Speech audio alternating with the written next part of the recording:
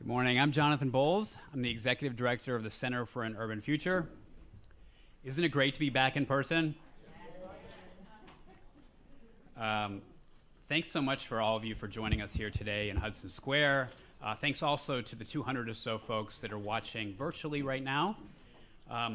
If you're not familiar with the Center for an Urban Future, we are an independent think tank dedicated to creating a stronger and more inclusive economy in New York and expanding economic opportunity for all New Yorkers. In recent months, our work has advanced several concrete ideas to help our city bounce back from this devastating pandemic and ensure an equitable recovery.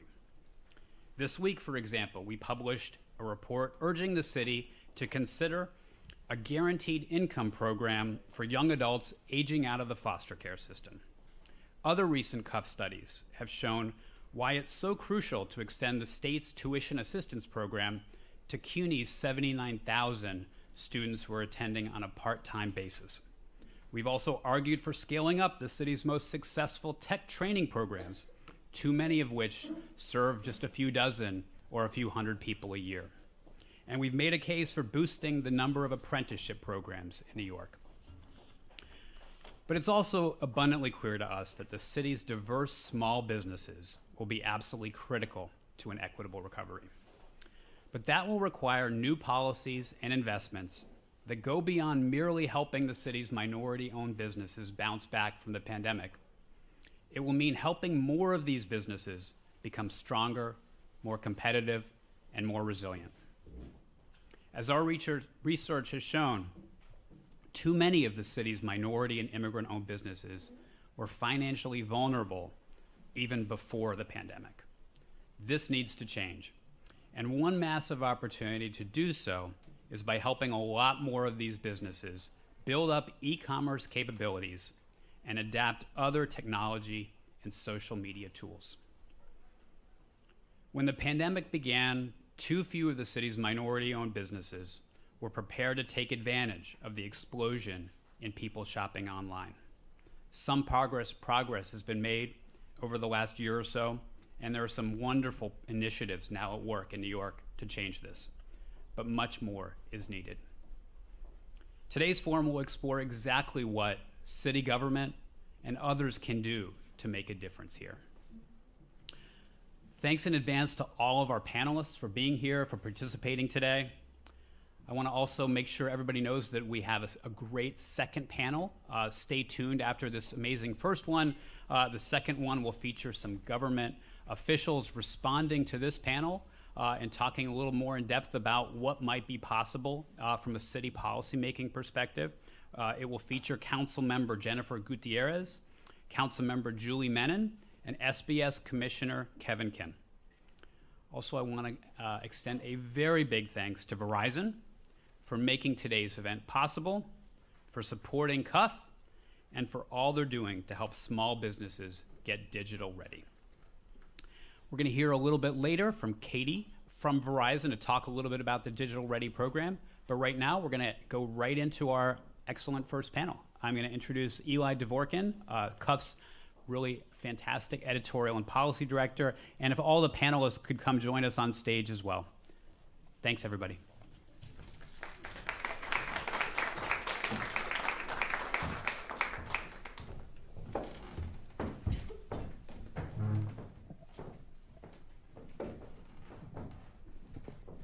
Good morning.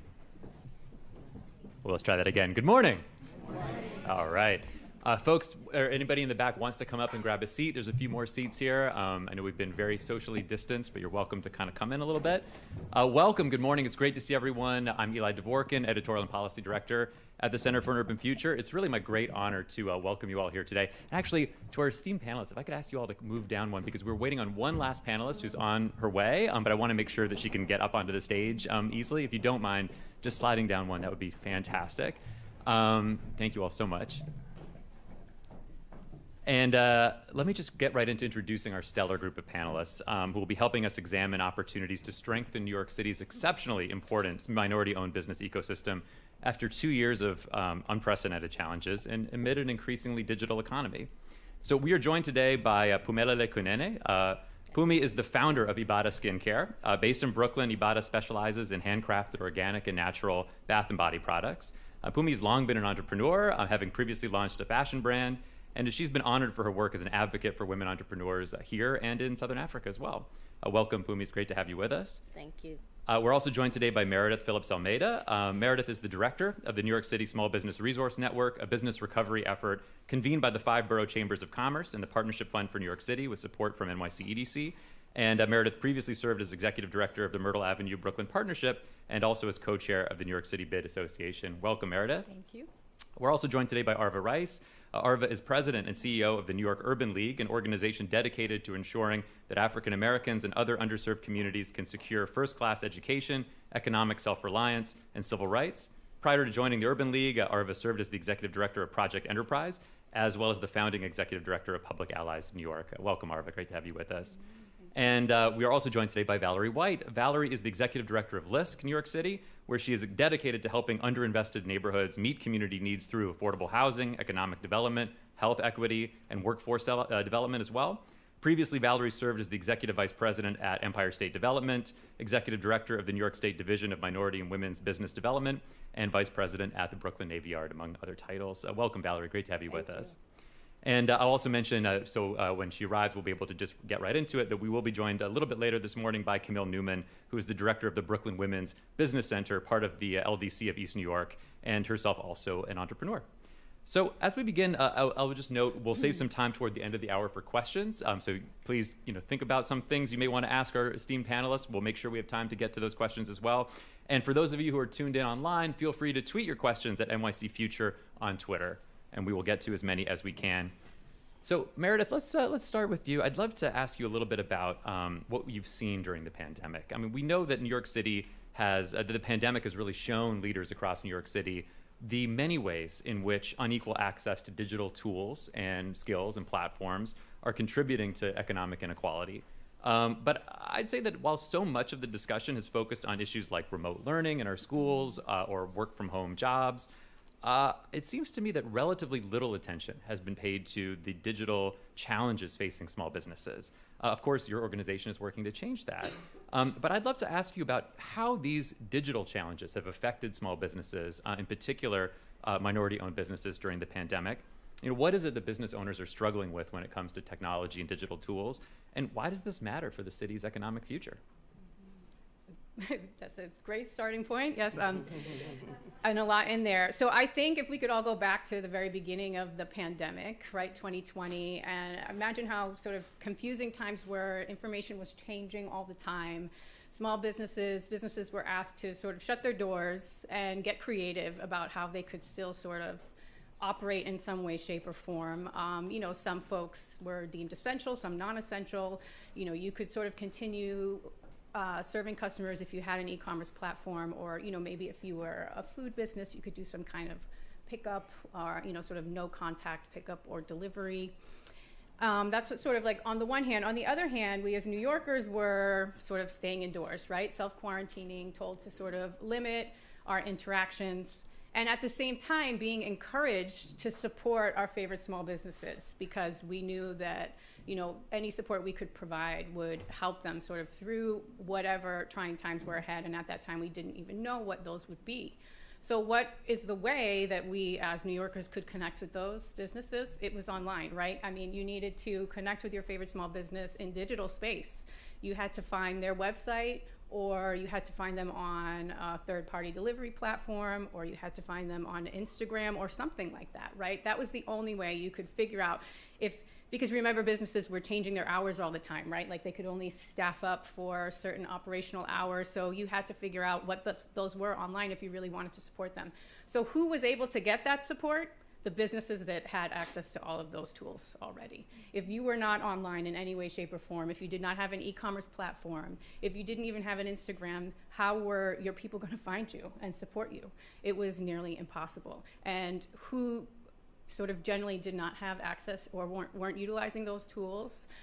Businesses in neighborhoods that traditionally, have limited access to capital and information and resources, BIPOC businesses. the smallest, most vulnerable mom and pop businesses, legacy businesses that typically have not modernized operations. Those were the ones who were impacted by this. Those are the ones who were not able to access that bridge. If you were utilizing those tech tools, you maybe got sort of a little bit of a bridge from your loyal customers to sort of like ride whatever wave you could until the phased reopening started. So that's really who was left out. So our recovery specialists were in the field and immediately recognized that this was an emerging need that we needed to sort of surface and highlight, serve ourselves, but sort of share with others that we needed to help get these businesses support in entering digital space. Thanks, Meredith. I mean, Pumi, I want to bring you into this conversation as, at the moment, the one entrepreneur up on our panel. As someone who's also a member of a community of entrepreneurs, I think you've seen a lot of different experiences over these past 2 incredibly challenging years. And as somebody who has a digital presence, I mean, I know that Ibotta has, I think, over 3,000 followers on Instagram. If you Google Ibotta skincare, you find, you are at the top of the results. You see Instagram and Facebook and Twitter and other social media platforms. Has this always been the case for you? How did you decide that you needed to make sure that your business was visible digitally? And how did that affect your business during the pandemic? Thank you again for inviting me. Coming off out of 2019 holiday season, we used to do a lot of vending events. And the biggest question was, where are you based at? We want to come to your location because our products are experiential and people wanted to come in and see where we were located. So the one thing that I did beginning of 2020 January is secure a space. So I was in the process of really like visually doing visual merchandising and everything before the pandemic happened.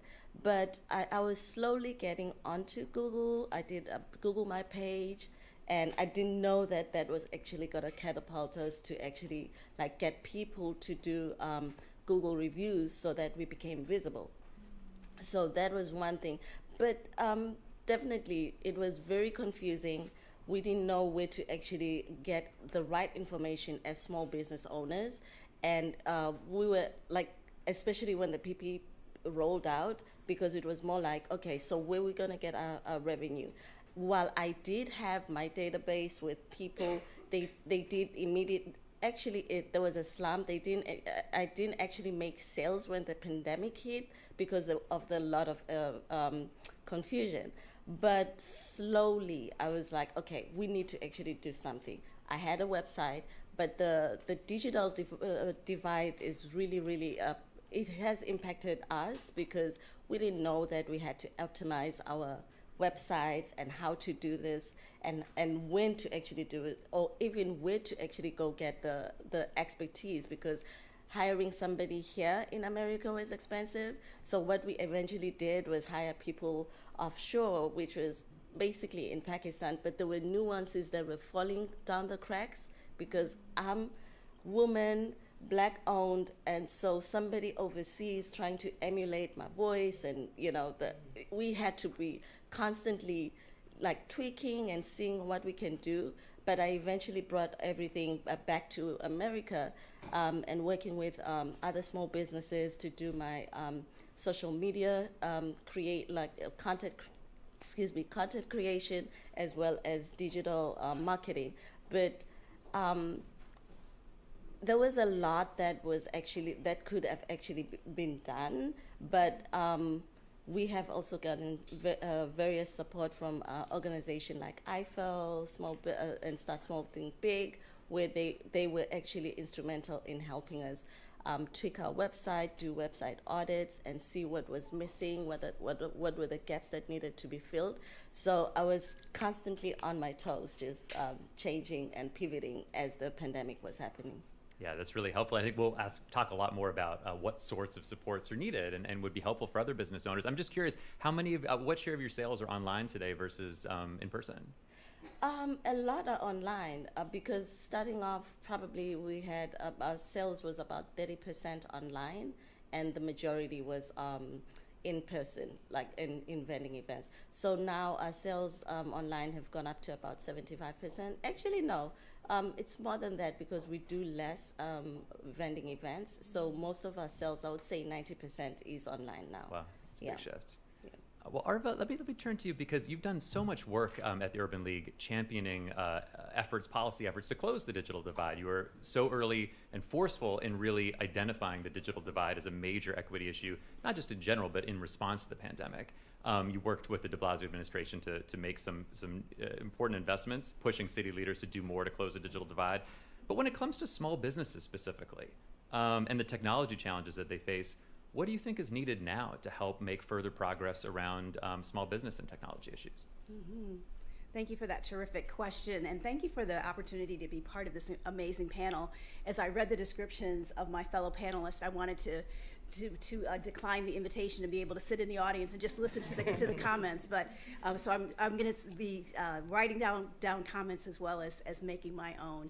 As you mentioned, the New York Urban League is part of the national network of 90 urban leagues around the country, and our national organization has really been focused on broadband and the whole issue of the digital divide as an equity issue. And most recently, following COVID, released something called the Lewis Latimer Plan. And Lewis Latimer was a person who worked with Alexander Graham Bell and also worked with Thomas Edison, and never got credit for the work that he did and helped to create some of the infrastructure that led to telecommunications. And so in the Lewis Latimer Plan, the national organization lays out really a comprehensive look at ways in which we can bridge the digital divide, looking at availability, adaptation, as well as access, and provides really a blueprint and a plan for ways in which we can, on the federal level, the state, and the city, really look at how to make sure that more African Americans and also people in the city and rural have more access to broadband, have the training that they need in order to be able to utilize that. So I encourage folks, if you can, to look up the Lewis Latimer Plan for some of the specifics that are within there. As you mentioned, we have done work with the de Blasio administration in order to push for broadband, working in conjunction with a lot of really terrific organizations in the city, including Silicon Harlem, to help to push for greater use of broadband. We also released in New York City our own report called The State of Black New York that was released in 2000, and we were able to uncover the fact that 40% of Black households still do not have access to mobile or to broadband, either mobilely or within their homes. And in order to build that divide, we need to make sure that there's partnerships between city and state in order to build that, working also in conjunction with corporations as well. And so that's been something that we've really been focused on and pushing, because clearly it's had an impact on young people trying to do their homework at school. But as Meredith mentioned, the impact that it's had on small businesses has been amazing. And so we've had to really step in and provide direct help and support to small businesses. We got phone calls during COVID. Like all of us, we're all sitting at home and started to get phone calls from corporations saying, can you help us to get money to small businesses? How can you help to do that bridge? And so we had to move beyond doing a lot of workshops that we were doing to actually working directly with small businesses and saying, all right, so how can we map out what are some of your needs? How can we move you to having a website, to being able to actually sell online? And so matching small business owners who were the technical assistance providers with the actual small businesses became part of the work and the extension of the work that we were doing at the Urban League. That's great, Arva. Thank you. Valerie, let me bring you in now as well, because we've talked a little bit about the challenges. I think LISC really stands out for being very solutions focused, and I'd like to talk a little bit about some of these solutions. But it is important, I think, for the audience to really understand why this matters, what's at stake here. CUF's previous research has shown that almost 1 in 4 New Yorkers is Black. Only about 3% of employer-owned businesses in New York City are Black-owned. That's a huge equity gap. And we know that that's not just an issue in terms of what that means for individual business owners, but for the goals of closing the racial wealth gap in the city, which is enormous and in some cases has grown. At the same time, LISC is active in so many different areas when it comes to equity in housing and workforce development. So I wanted to ask you why, for policymakers that have a lot on their plates right now, why should they be focused on strategies to help support Black and other minority-owned businesses as part of a strategy to build a more equitable economy? And how do you see these technology challenges fitting into that landscape of closing some of these equity gaps in New York City today? And good morning, and thank you for having me. And I'm very pleased to be here with these esteemed panelists. When you think about a community and equity, it's an ecosystem, and an ecosystem requires that each part of the ecosystem there is attention given to it. And when we think about Black, brown, immigrant, minority communities that have more or less been, struggling day to day, the pandemic just exacerbated those challenges. In addition to that, we've talked a little bit about the digital divide. There is the digital divide in terms of comfortability level, the ability to afford it, but there's also an infrastructure divide. So the work that Arva just spoke about is hugely important. I think we believe, or many people think, if you're in a urban setting, for instance, that there is the infrastructure is there and there's equal access, but that is not the case. So even for businesses that have the opportunity to get the assistance that they might get, and how do you develop a website and let me try to figure out how to do this, they may not have the simple, broadband access, which is missing in many of our lower income BIPOC neighborhoods. So that's hugely important. But to talk a little bit more about why small businesses are important, they are anchors of, the communities where they're located. They, the commercial quarters provide that cultural integrity to many of our small communities. They provide jobs, they provide economic stability, and they just provide a foundation that helps build on what we're looking to do in terms of economic development. So Eli mentioning all the different things that we do at LISC, they all build up into an ecosystem of a strong economic community development platform, and small businesses are a huge part of that, and we look forward to continue to work to find solutions for them. Well, I think with that as kind of a starting point, I'd love to really start to dig into what's needed now. When I think about this issue, I see a lot of opportunity. I mean, we know that there's been a huge surge in e-commerce because of the pandemic. It certainly didn't start with the pandemic. It's a challenge, but I think it's also an opportunity. We talked about this a little bit when all of us spoke before this event, that there's potentially an opportunity as well, as New Yorkers have shown a strong interest in shopping locally and supporting local businesses during this time.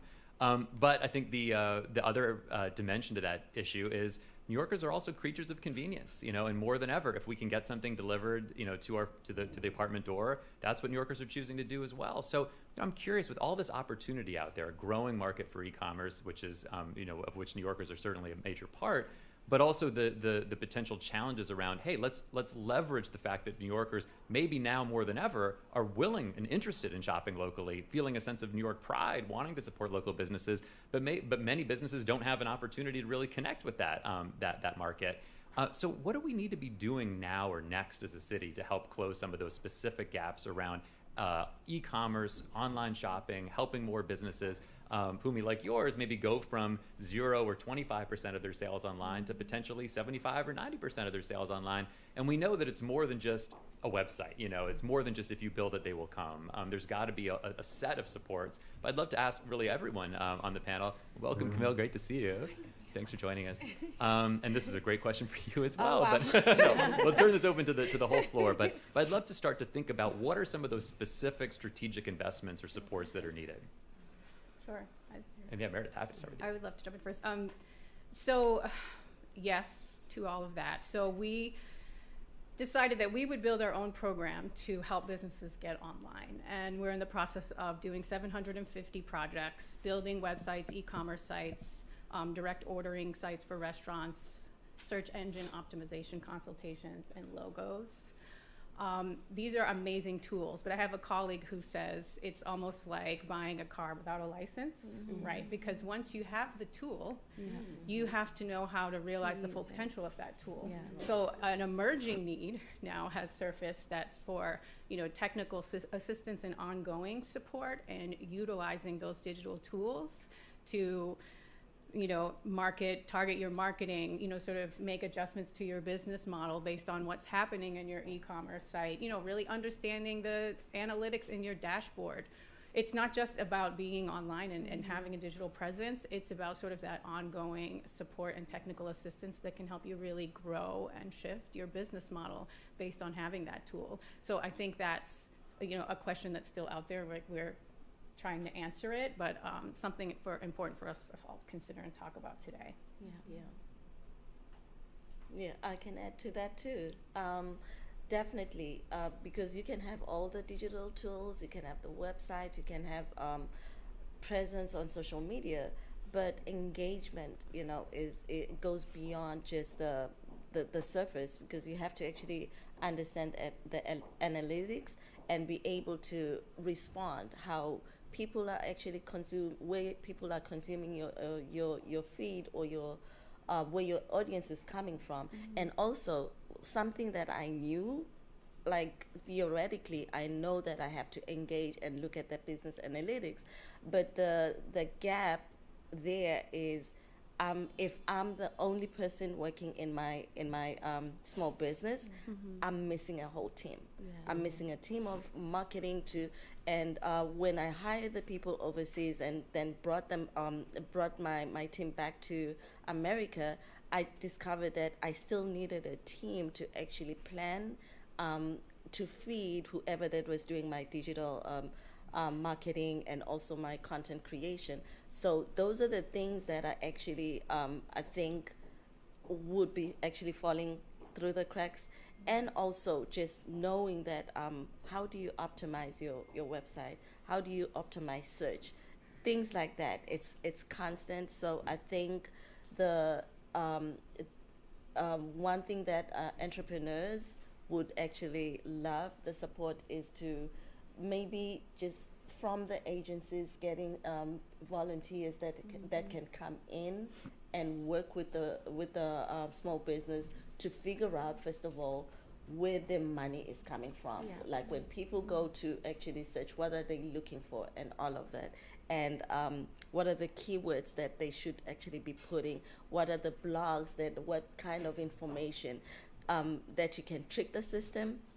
So I was able to actually do a fresh line where if you search on Google, like if I update Google, it updates over about 75 databases. So those are the things that I was able to implement in 2020. And it was through companies just approaching, and I took the risk, and I said, okay, I'm gonna pay every month, and it immediately showed us across all the country, where I get business from all over America now. But one thing that's also missing is since I have a store, is basically we have online presence, but now how do we actually get foot traffic into the store? So those are some of the things. Yeah, that's really helpful. And I wanted to touch on that point about having some kind of trusted technical assistance to help achieve this transformation. And Camille, I think this is a great opportunity to bring you in. And Yeah. I did introduce you at the beginning, but just to reiterate, in addition to being an entrepreneur, obviously you run a business support center in East New York. And I'd love to ask a little bit about that technical assistance piece of this. I think what we're talking about, or what we're getting at, is that it's not enough, for instance, to just offer a business owner a grant for some online advertising, or say, hey, you can use this free tool to build a website. There's a real gap in terms of the knowledge required to be able to implement these things. And we also have, I think, a trust gap in New York City. Not every organization is going to be seen by a business owner as trustworthy, as somebody that they could entrust with their business. But we're fortunate to have organizations such as yours that do have that trust, that have built those relationships over time. So I'd love to ask a little bit about, first of all, if city leaders are serious about growing or scaling up the kind of technical assistance that Pumi's talking about, what should they be doing to partner with or scale or grow the small business assistance organizations that we are lucky to have in New York City? And how do you see organizations like yours playing a role in helping to solve some of these technical challenges for small business owners? Yes, definitely. So as Fumi said, it's just not about going online, right? And we discovered that fully during the pandemic. Our community, we're based in East New York, already suffers from a lot of inequities, right? And so in the small business community, we found whole small businesses that didn't even have a business email, for example. And even when we would go in and approach these small businesses with funding from the SBA, it wasn't city funding at the time, they were hesitant to even engage with us, even though the LDC has been in the community for 40 plus years. So it's really about the city kind of pinpointing these organizations that have specialties, right? So there's a lot of overlap in the technical assistance many organizations provide. You see Legal 101, all that stuff, right? But when the pandemic happened, it was like, as Fumi said, we have to talk about conversion. It's not enough to build your website. Are you a brick and mortar that now needs to transfer to online, or are you online needing to drive traffic? The needs are so vast and so varied. So I'm really thankful to the SBA because we were able to get a grant to address those needs. But now that the grant is gone, the technical assistance that we can provide is very limited. We were able to go in and create websites for business owners in some of our shopping communities in East New York, Brownsville, the edge of Bushwick towards Queens, that weren't even thinking about digital assets, right? As a small business owner, you are so steeped in just building the business that you haven't even thought about digital assets. What are my digital collateral? So we were able to build up those organizations. I mean, small businesses, help them kind of get online, help them with a minimal instruction on how to do online advertising. But we did all that through funding. And if the city really wants to get serious about this, they need to identify organizations such as the LDC, Meredith, different organizations that can really grow this technical assistance. It really is. I can't stress it enough. It's just like even the Facebook ad process, Meta ad process, for example, just to analyze that and look at where your audiences are coming from. That takes time. And we were asking the average business owner to basically do that within 24, 48 hours. And that's why a lot of the businesses in our community didn't really survive. And we also support a lot of immigrant communities. And even when we were charged with technical assistance, but we were even charged with administering or helping them apply for PPP loans, and that was a challenge. So the city has to really step up the funding for organizations such as ours to continue to do that work in the community, because we became that trusted voice. Even after 40 years, we had a lot of work to do in building that trust, and we continue to do that, but without grant funding, it is literally impossible. Yeah. Thanks, Camille. Appreciate that. Let me ask on a similar note, are there, and maybe it's something very similar, or maybe it's a little bit different, but are there other specific programs or approaches that you think are working that should grow, that should be part of the city strategy moving forward? If I can pop in here and echo a lot of the sentiments that Camille just laid out for the audience here. And we've tried to do that at LISC, New York City. In 2020, we quickly mobilized and raised over $3 million to give $10,000 grants to over 300 businesses across the city. And we looked specifically at communities like East New York, like Brownsville, like Southeast Jamaica, where the pandemic had taken the hardest toll in a number of areas. But as Camille just expressed, we didn't want to just give a $10,000 grant. We identified nonprofit BDOs that were located in those neighborhoods, 16 of them across the city, and also sub-granted to those organizations to provide that technical assistance for sustainability analysis and long-term viability. And when you talk about it, when we think about it in the virtual world, because we have a vast number of industry types, right? E-commerce, selling online is not going to work for the nail salon on Myrtle Avenue, right? But you have to figure out the best way to utilize, right, a virtual existence and change that business strategy to, drive whether it's foot traffic, appointment, taking and the like. So there is a lot of the small BIPOC businesses have a vast amount of different type of services and goods that they offer. But it's very, very important to have that one-on-one small business technical assistance from neighborhood organizations who have economic development programming. So at LISC, not only did we provide that in 2021, we continue that as part of our basic platform. So in 2021 and this year, we have raised funds from a variety of corporate sponsors, including Verizon. We're part of the program now, where we're working with two business development organizations who are in the neighborhood, working with the small businesses one-on-one, but also having them get access to the various programs that Verizon and other similar companies have. So I think it's just very important to continue that connectivity, because without incorporating a virtual platform in a business strategy, businesses are just simply not going to survive. Yeah. If I can just quickly add to that, yes, to everything that these wonderful ladies have said, I think it's first of all, a recognition of what Valerie said, that small businesses are going to be integral to the growth and the recovery for New York City. So we need to just, as a community, be able to hold that and to have that be a core value. And so then there's the layers that we have of commitment at each of the levels. And so you talked about working with city government and making that commitment to fund organizations that are directly supporting small businesses and putting in and elevating that and doing it at the highest level possible.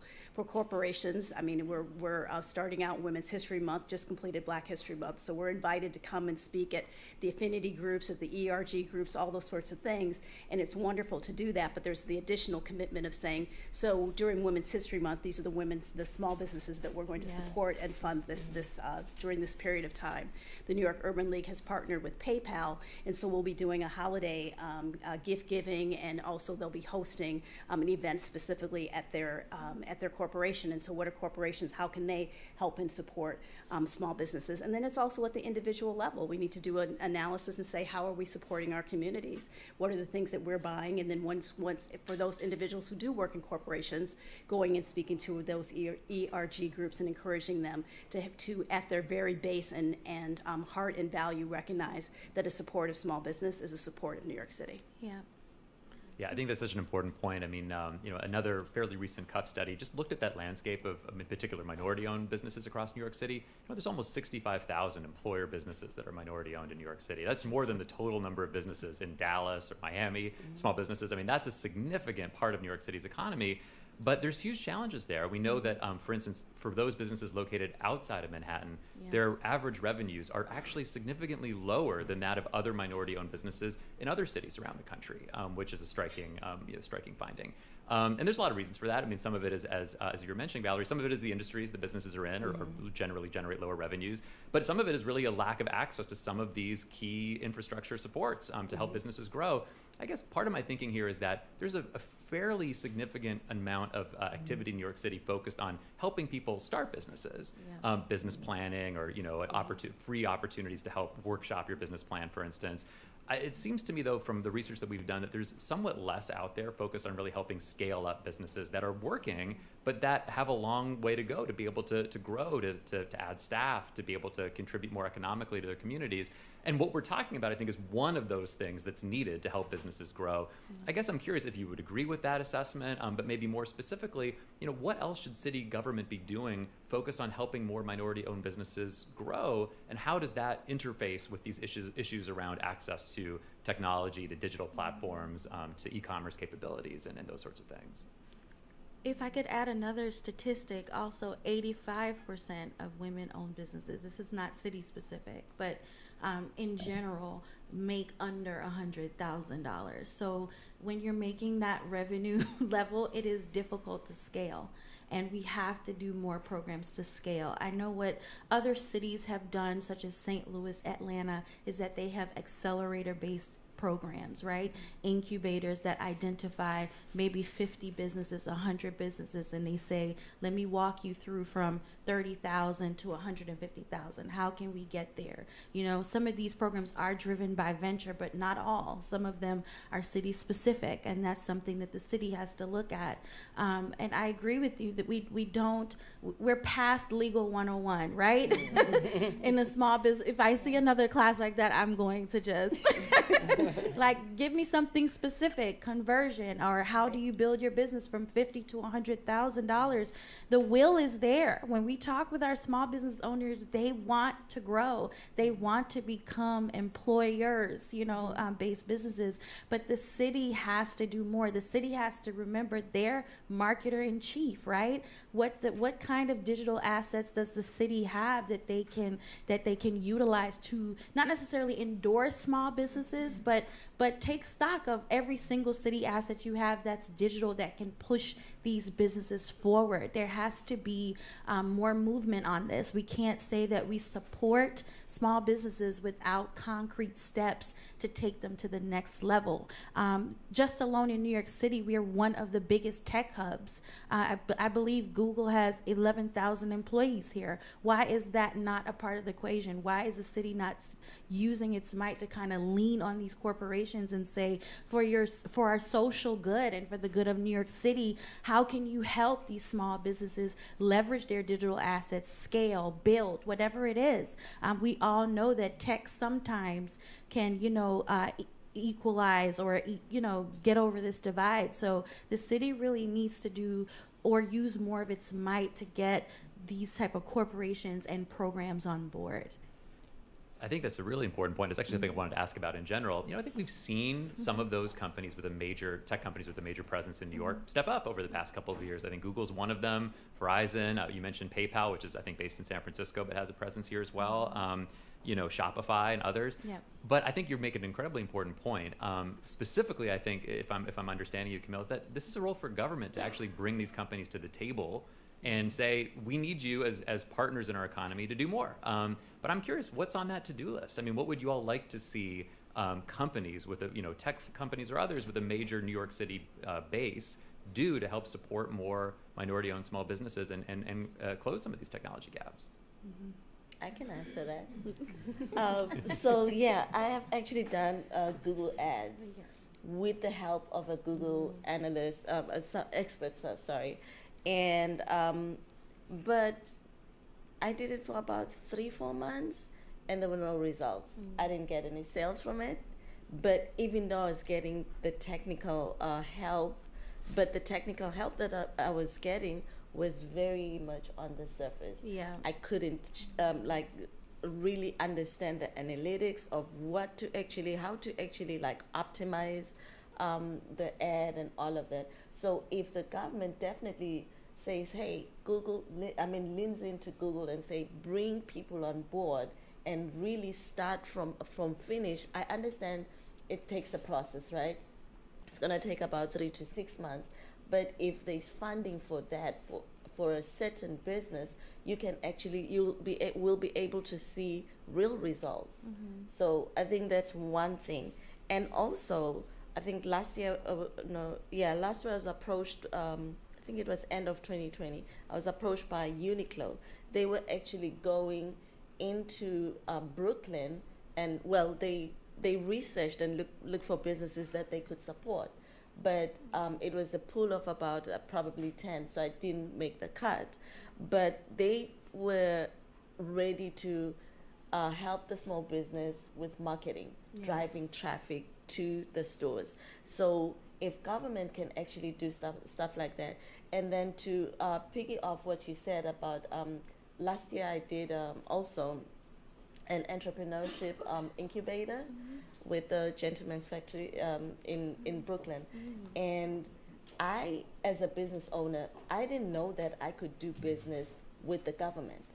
So that also becomes another area where, while we are working with business to customer or business to other business, but there's also another area where we can also pivot and actually expand our revenues. Thank you. I do think the concept of public-private partnerships is something that could be explored and better collaborated, I guess is the best way to put it. Because just sitting here, I heard, there's this program, there's that program, and PayPal and Verizon. I know AWS does a lot, but it doesn't seem to be a real center, right, on identifying what areas across the city need these type of services, what particular businesses by industry. So if there was a real council of public-private partnership coupled with funding, then we can identify where the needs are, whether it's an accelerator in this area or having the businesses come and say, I need an accelerator, I need this, but really funding that with additional resources to support, hang in with Google a little bit more than 3 months, and if you get to 6 months, and here's a consultant that will help you,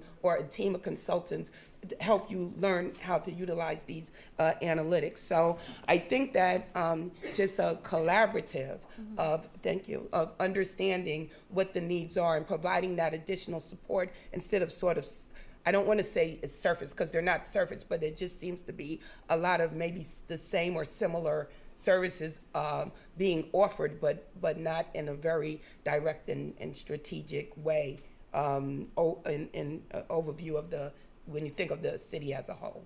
If that makes sense. Yeah, I think this question about what opportunities are there for the private sector to step in are important ones. Arva mentioned her phone was ringing, corporations were saying, how can we support, what can we do? And that tends to be what happens in crisis, right? That was pandemic driven. Just before this panel started, we were saying, yet we all know that small businesses are virtually in crisis almost all the time. It doesn't take a pandemic, for you to be teetering on the edge.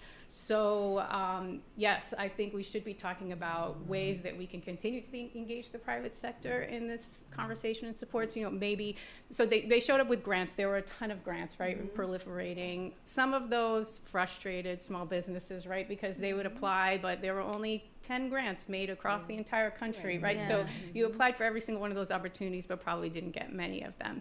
I think there's an opportunity to do what Camille mentioned, supporting corporate or private support for the community-based organizations to provide that technical assistance.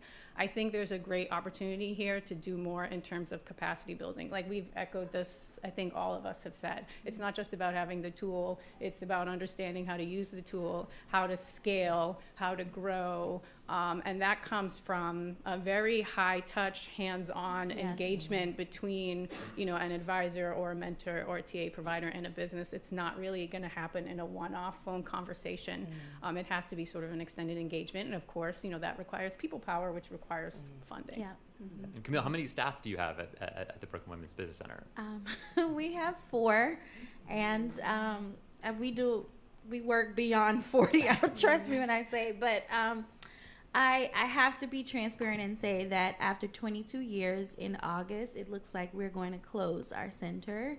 The SBA, unfortunately, well, not unfortunately, we love the SBA. They have given us a $150,000 grant to continue our work. However, we have to match it. And as all of you ladies have echoed, it's become really tough.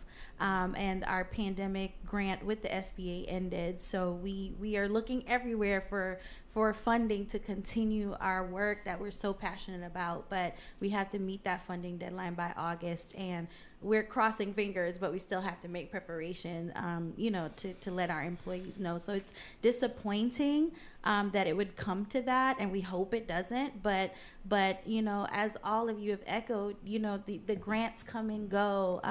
Even as nonprofit organizations, we are competing for grants, right? Along with other nonprofits organizations, and you can apply for 50 and not even get one.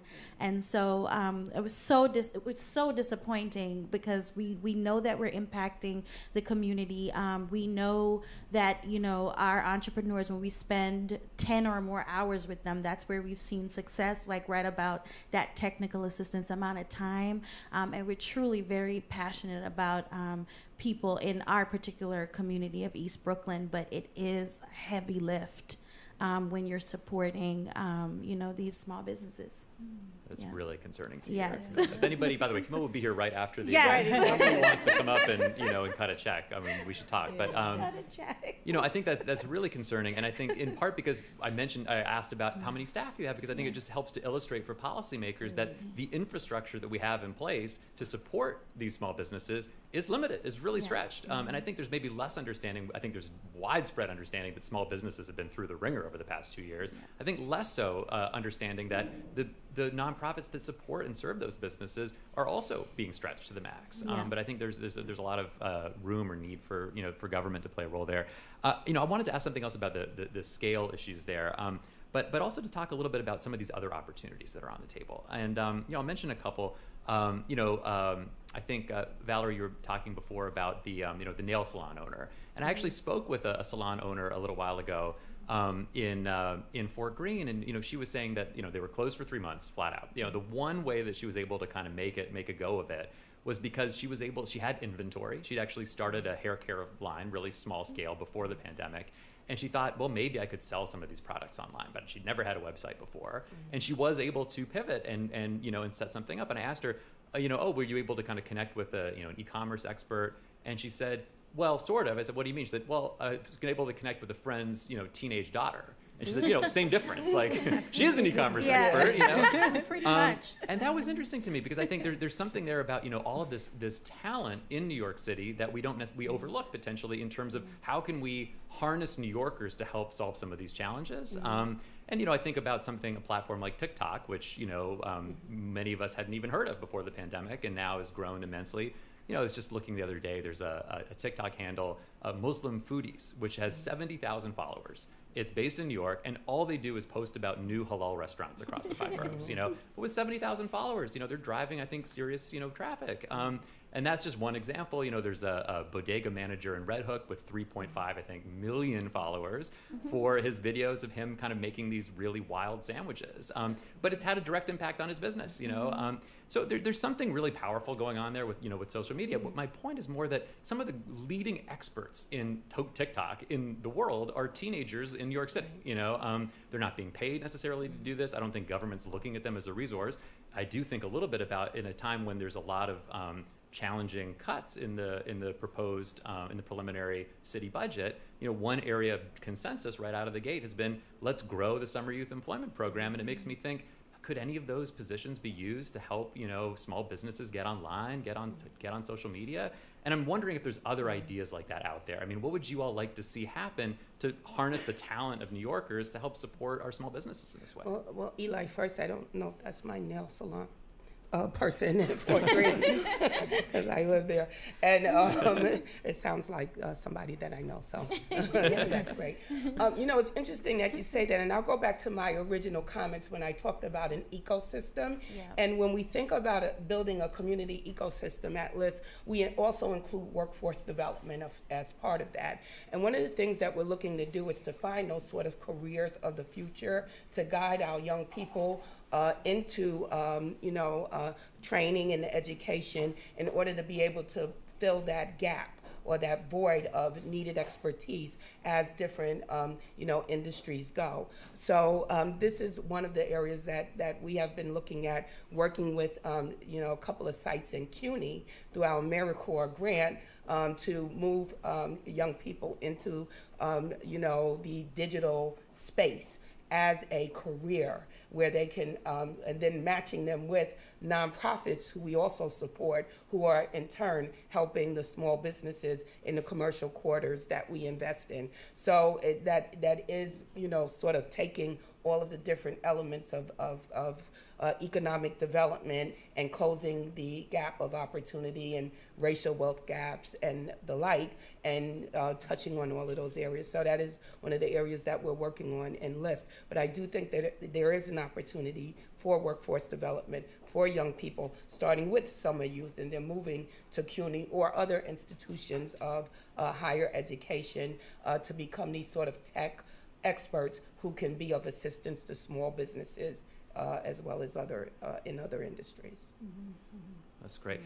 Oh, go ahead. Yeah, thanks. I was going to say that I love that idea. And that gets at something which I learned from Camille on our call, which was it's great to be online and get into that space, but in some senses it's even more competitive than having a brick and mortar, right? Like, competing in digital space for customers is even more competitive, and now even getting more expensive to compete. Yes. Because that sort of seems like a way, to sort of address that, with tech support that's based in your local CBO, or connecting with influencers who can sort of provide you more visibility. I think, Camille, you said you even had a grant from someone to offer ad space, right, for your businesses? Yes. So it was me personally, because I'm also a business owner. And the role that I love about Meta is that I have participated at every level with whatever they have done, Facebook All-Stars or so many different things. But one of the things that they do a lot is they partner you with, similar to what you said, Fumi, about partnering with like someone who could show you how to do ads. But one of the things they do, it's really dedicated. It's called Facebook Elevate for businesses of color, if you want to check that out when you have an opportunity. And they pair you with someone who works at Facebook, sometimes two people. One looks at your content, another looks at the actual analytics of your ads. They pair that with a complimentary ad grant, which I wish they could push that up a little more, but in the amount that they give, but it's very helpful. And so they were able to help small businesses by giving both that technical assistance and the ad credit so that they were able to run ads on the Meta platform. And I got rave reviews from most of the small business owners that participated. So that's one model more so of like how that kind of corporate or private partnership comes together. But one thing I wanted to also echo what you said, Valerie, is that there's no central space, right, for us to know who is doing what. Why can't the city just task a tech company and say, build this, right? Like, there are organizations in Queens working, the Bronx, Brooklyn, and we are all overlapping and kind of doing the similar things at the same time. And I think what happens is that's why resources are spread so thin. If I know your organization has a couple volunteers that are amazing at working with online conversion, then I will send my clients to you, right? Instead of taking that program in-house. So I think it's important for the city to build a online infrastructure. It doesn't have to be anything much, but where we know, okay, this nonprofit program is doing this, LDC is doing this, Brooklyn Women's Business Center, so that we are not kind of offering duplicative services, and we can focus on really growing in other areas. I know for us, we focus a lot on the fashion community.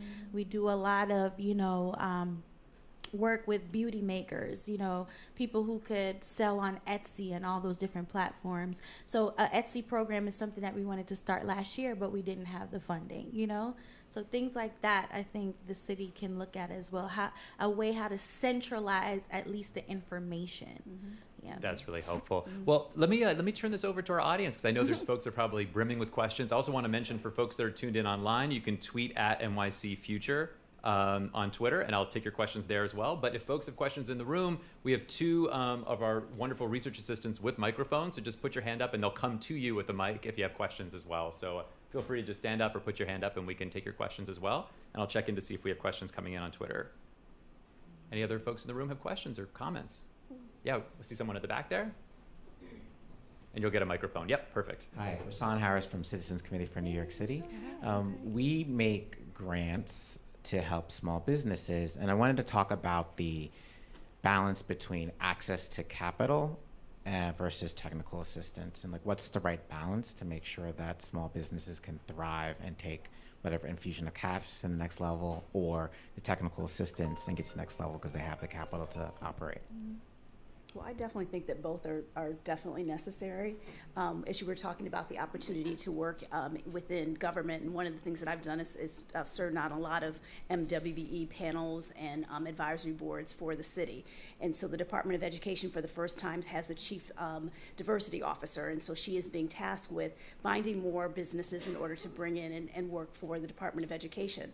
So having that as a client would be amazing for a small business. But as we all know, the city doesn't always pay on time, and so then so being able to have access to cash, being able to have cash flow becomes an issue as well. And so you need to have assistance in helping to manage that cash flow, but you also want to be able to make that connection to city government. So I think that they're equally important to be able to have that influx of cash and have the technical assistance in order to be able to balance it and make sure that a new client helps to improve your business rather than to bring it under. But I would love to hear the comments from my colleagues as well on that one.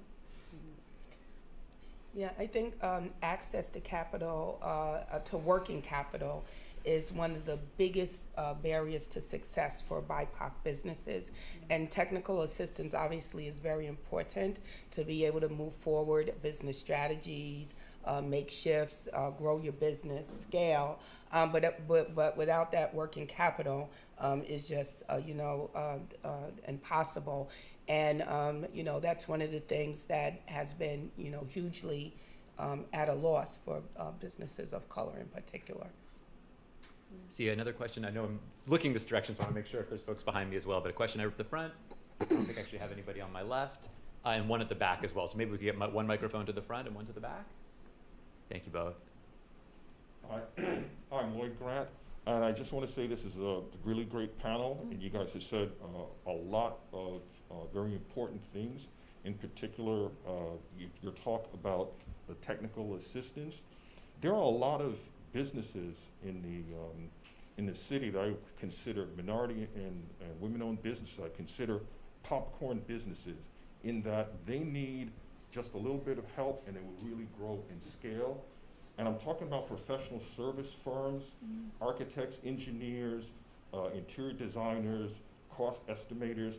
There are a ton of these types of businesses that are family-owned businesses, anywhere from 4 to 6 to 20 employees that need help and need a little bit of opportunity to grow. And these early programs, they're beyond that. And they are at the best opportunity to really scale and hire more people.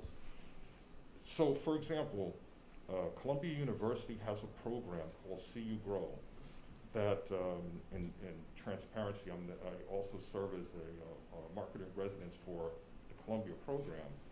But this is a program Tanya Pope started like 6 years ago. And what they do, Columbia has been doing a lot of construction up in Harlem. And they have, over the past 6 years, they put together this program to bring on minority and women-owned businesses to do business with Columbia. But Ms. Pope has pushed and brought together internal resources inside of Columbia to say, you know what, these companies, we can only hire but so many. They're going to have life after Columbia. We can't give them all contracts. How many architects can we hire? How many engineers can we hire? So she's put together this program where there's these cohorts of about 12, 2 dozen companies, and they bring together consultants, which are other minority and women-owned businesses, to work with these companies to put together a 3-year growth plan, not a business plan, but a growth plan that starts with where are you now, revenues, where do you want to be in 3 years, what's that gap, how do we work on that gap? And we worked through that with these companies, and it's really been this kind of great program that's worked really well. And what I think the city might be able to do and other organizations is, there's a lot of talk about the billion-dollar companies, the global companies, and what they can do. They all have supplier diversity programs. Everyone goes out, gets on those bidders lists, and there's thousands of companies, and getting a contract is really hard. But there are a lot more companies that do 100 million, 500 million in New York that can pose opportunities for these companies that are doing $2.5 million, $750,000, $5 million. A $500,000 contract to a $2.5 million firm or $250,000 contract can help them hire 1 or 2 additional people a lot quicker than a startup program. A startup program helping someone, and I'm not denigrating that, but someone doing $30,000 is a lot further away from being able to scale and help and hire people than someone that's doing $2.5 million, $1 million, $3 million. I would suggest you guys take a look at this program that they're doing there at Columbia, and it may be a model that can work for you. Thank you. So great comment. So I saw someone in the back of the room, and then second row, I think, in the front. And any other hands, just let me know. We've got a few more minutes to take questions. Great. And we'll go next in the middle. Okay, thank you. First off, happy Women's History Month to the ladies on the panel. My name is Grant Yanni. I'm the Assistant Director for New York's Workforce Development Board. I heard a young lady mention the online infrastructure, and I was just curious to ask anyone on the panel, if you know about our online Workforce One virtual website. Like right now, throughout all the boroughs, we have a plethora of resources that are afforded for everyone in the city. And it starts with everything from identifying jobs, preparing people for interviews, and job trainings. And I'm going to give you guys the website if you want to take it down. It is www.one.nyc.gov. You guys have a go. Thank you. Great, thank you. So I saw a hand right. Oh, you got the mic. Perfect. Great. Okay, good morning. First of all, thank you very much for this wonderful panel. My name is Wanda. I'm the Director of Nonprofit Services for Ponce Bank. And this question is when Meredith was talking about private sector and taking me to corporate responsibility. We're a CDF5 and NDI bank. And those are CDF5 or related to CDF5. These are the challenges that we face trying to help the community. So my main question for the panel will be, what type of efforts are we doing to put the money where the mouth is? Most of the times, community banks, we have to fight for their own organizations in the community to put deposit with us to support the small businesses that are on the community. During the pandemic, we did more than 5,000 PPP loans for the ones that the big banks didn't want to process because they were taxi drivers, because they were beauty salons, with more than $200 million in PPP loans. It's surprising to see that most of those PPP loans came from nonprofit organizations in the community that where deposits are with the big financial institutions. So, and I want to know what we're doing about this, what the organizations, in which way they see they can partner with banks like us to support back the community, because it's very important that it's a correlation between the support that the community needs, but also the resources are in the community. So as a CDF5, we have funding to support the community, but we also need organizations, also small businesses, to put money in our organization as well in CDF5 so we can continue giving more. That's great, thank you. If I can jump in here, because at LISC, of course, it is a CDFI. We are a national CDFI.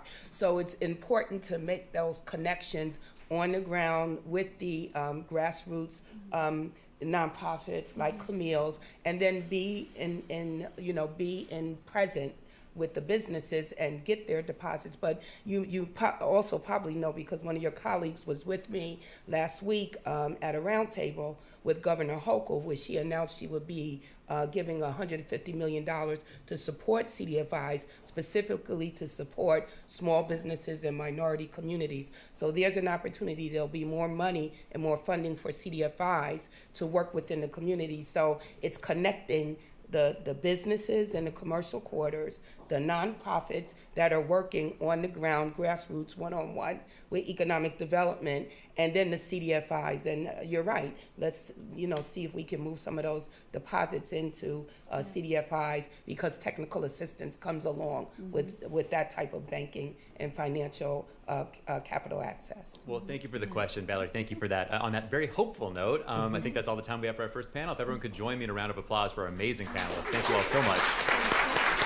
Really appreciate your thoughts. And I'll turn it over to my colleague, Jonathan Bowles, and we will continue right into our second panel, so don't go anywhere. Thank you all. All right. Hi again, and wow, what an amazing panel again. Another round of applause, please.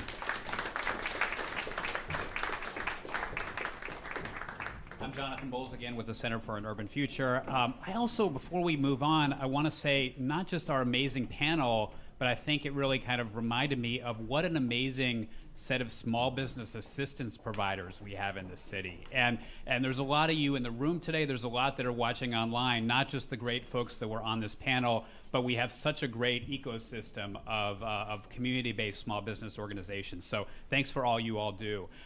Now I want to introduce a very special speaker. I mentioned earlier that Verizon is the sponsor of today's forum, and I'd now like to introduce Katie Davis, who leads Verizon's flagship initiative to support diverse small businesses owners for success in the digital economy. Katie Davis.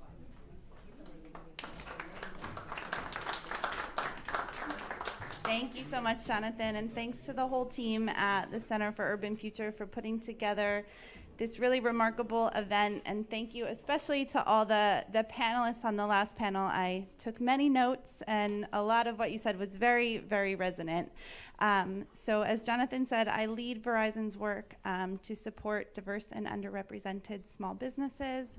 Verizon, much as was discussed in the first panel, moved very quickly at the beginning of the pandemic in what I would also describe as kind of crisis response mode. Between the Verizon Foundation and Verizon, we partnered with LISC to actually create their small business relief fund, which has now grown with many, many partners. But we did about more than $15 million in $10,000 grants to small businesses across 2020 and 2021. But much as the panel discussed, we understood that we needed a more long-term sustainable commitment to small businesses. And so towards the end of 2020, Verizon made a commitment to support 1 million small businesses by 2030 with resources to thrive in the digital economy. And the challenge in putting that program together was, how do we build something that can scale? 1 million is a large number, right? Even if over 10 years, it's still a very large number. But how do we do that without compromising depth of impact, right? How do we build something that is still outcomes oriented and really moving the needle for small businesses while operating at scale? And so in September, we launched a program in close partnership with LISC and Next Street and a range of local and national small business support organizations across the country called Small Business Digital Ready. And that program brings together content, expert coaching, both in group and one-on-one settings for businesses, networking opportunities, grant funding, and product discounts.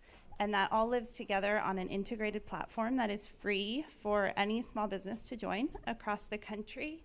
And just a couple points that I want to mention in terms of how we built that platform. One was we partnered really closely with local small businesses around the country in the design and development of the program. All of the content itself is delivered by diverse small business owners who are also subject matter experts in whatever content area they are speaking about.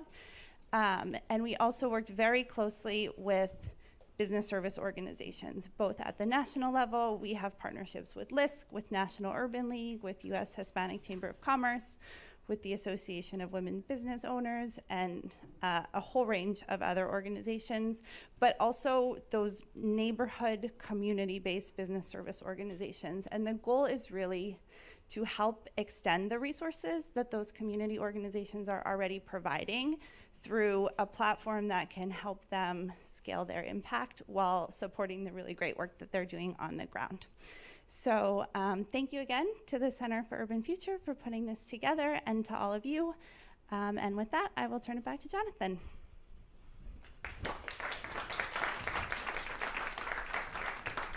If our panelists could just join me on the stage now, we're going to get started. And if you don't mind, I think we're going to try to sit over here.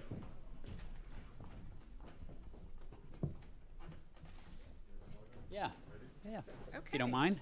Perfect. All right. Well, we had an amazing first panel, really looking at these issues around the opportunity that exists in New York, and I'm so excited about this panel. And let me start by introducing two of our three amazing panelists. We have one more that will be joining us very soon, but Councilman Member Menin, it's great to see you again. Congrats on the amazing and amazingly successful work you did with the census. Thank you. And congrats on your kind of taking over as a council member here. Let me just briefly introduce you and Commissioner Kim, who I've recently gotten to know, and really excited to have you as Commissioner of Department of Small Business Services. Councilmember Menin represents the city's Council District 5, which includes the Upper East Side, Yorkville, Lenox Hill, Carnegie Hill, Roosevelt Island, Midtown East, Sutton Place, and El Barrio in East Harlem. She formerly operated her own restaurant and small business in Lower Manhattan and is chair of the council's Committee on Small Business. Councilmember Menin most recently served as the city's census director and has also held positions as the commissioner of the Department of Consumer Affairs and Commissioner of Media and Entertainment. And Commissioner Kim is, as I said, head of the New York City Department of Small Business Services. He is a son of immigrant small business owners and a former co-founder and operator of several small businesses. And he understands firsthand the various challenges that small businesses here face. And I could go on. He's also been a commissioner of the State Liquor Authority, among many other things. I'm also going to introduce Councilmember Gutiérrez. Councilmember Jennifer Gutiérrez will be joining us momentarily. She's on her way. And she represents the neighborhoods in the City Council, the neighborhoods of Williamsburg, Bushwick, Ridgewood, and several others. And she is the chair of the city's Committee on Technology. So thank you for being here today. I'm really excited. And let me start with you, Councilmember. You've taken over as the chair of the Small Business Committee. Obviously, a lot of issues, especially coming out of this pandemic, so many challenges facing small businesses. And I think this event is really focused on the steep challenges facing a lot of our minority and immigrant-owned businesses. What thinking have you done so far around these technology issues, particularly around the explosion we've seen in e-commerce, in shopping online? I read a statistic that, according to MasterCard, online retail sales in New York City were 13% of all sales in 2019, but went up to 21% by 2021. We're probably well past then right now. So with this stuff happening, do you see an opportunity, and what's the role of the city in your mind in helping more of our businesses get up to speed? Well, thank you, Jonathan, and it's great to be here with all of you, and it's wonderful to be here with our SBS Commissioner. So I'm thrilled to be appointed as chair of the city's Small Business Committee. As you mentioned in the introduction, I am a former small business owner, but I also come at it from the perspective of long-term service in city government. I've served as commissioner of 3 different New York City agencies, and so I think I have a very strong understanding of the role of city government in trying to help small businesses. So we have a crisis, obviously, with our city's small businesses. We have over 200,000 small businesses. Over a third of them are likely going to be closing because of the pandemic, which is completely unacceptable. And quite frankly, the city needs to step up and do more to support these small businesses. And I look forward to being a very active chair, partnering with the administration on how we're going to help these small businesses. So in terms of what you point out, absolutely, we have a proliferation of online, whether it's Amazon or others, where people, when they need a service, they tend to go online to get it as opposed to going into brick and mortar businesses. That is a problem. I have recently introduced a legislative request to have the city do something that the city of Austin did very successfully, which is for there to be support for small businesses on big data, on online marketing. There's so much more that we as a city can do to support our small businesses. And particularly given the fact that we as a city, a third of New Yorkers lack access to broadband. So when a third of New Yorkers lack access to broadband, this problem is honestly compounded. So I do think that there's a lot. I'm going to be working legislatively on some of these fixes that I think we can do. And the last thing I'd say is I'm also in discussions with NYC and Company, the city's marketing arm. I used to serve on their executive board when I was Media and Entertainment Commissioner. I have asked them, and I'm going to strongly push for the city to do a better job of marketing and promoting our small businesses, because NYC and Company should be doing, in my opinion, a buy local, shop local campaign that really talks about this issue. Instead of getting your goods online, go out to your local small business and support them. So those are some of the many ways. I could speak for hours about this, but those are a few of the ways that we can do this. That's great. I'd love to circle back on a lot of those things, including the marketing campaign, but let me turn to Commissioner Kim. And I know you've been on the job for 5 weeks, maybe 6 weeks now, and are probably just kind of getting up to speed on a lot of things. But you are a small business owner. What do you bring to this? Your new position, your kind of understanding of these challenges around the growing trend with e-commerce and shopping online, with the need for get more of our small businesses up to speed on technology, to get more of our small businesses digital savvy. What do you see as the challenge, and is this something that you think that should be prioritized at SBS? Well, thank you, Jonathan, for having me here. And it's a pleasure to be with Councilmember Menin as well. This is our third time together in the past week and a half. So I feel like in the next 4 years, hopefully, we'll be together working very closely together out in the communities, but also in forums like this, just trying to explain the role of government and what we can do for small business owners. As Jonathan mentioned, my parents were immigrants who started a small business from scratch. It was an artificial flower design business that my mother created little artificial flowers. My father would take them door to door in the garment district. And so starting with that, they also had some retail space during their business career. And I've worked in places on the retail side in their little warehouse. And so I've seen it from different perspectives. But I also had a business that had been impacted by the pandemic. It was an education learning business that had to pivot online. And, you know, everybody says to the small business owners, you've got to be online. You've got to be having a website. You've got to have e-commerce. You've got to take advantage. And I think what is really challenging for a lot of the small businesses, especially MWBE-owned businesses, is that it's not enough just to create a website. And it's not enough that you even have somebody host a website for you. These are projects that have been going on. We've had discussions with some of the major tech companies that have been looking for solutions to help small businesses over the years, and it's evolving. But for that example, when you go out and you create a website for a small bodega, for example, and then you end up hosting it for a year even, what happens after that? How do you end up teaching them, educating them on how to keep content fresh, to be able to manage the inventory behind the scenes? And those are things that constantly need refreshing and support. And until we can educate the small business owners on how to do all that, just setting up free websites and free support hosting for a year or two, it just doesn't do it, and it doesn't really move the needle. And so if we as SBS in New York City can get this right in helping small businesses have a bigger online presence, I think what it really means is for us to be able to educate the small business owners to understand internally and also be able to see the analytic data around why it's important to get involved with these online platforms, whether they create it themselves or join others. And so the thing that we really want to do is how can we get the small business owners to be able to themselves discriminate between all these products that are out there that are being thrown at them.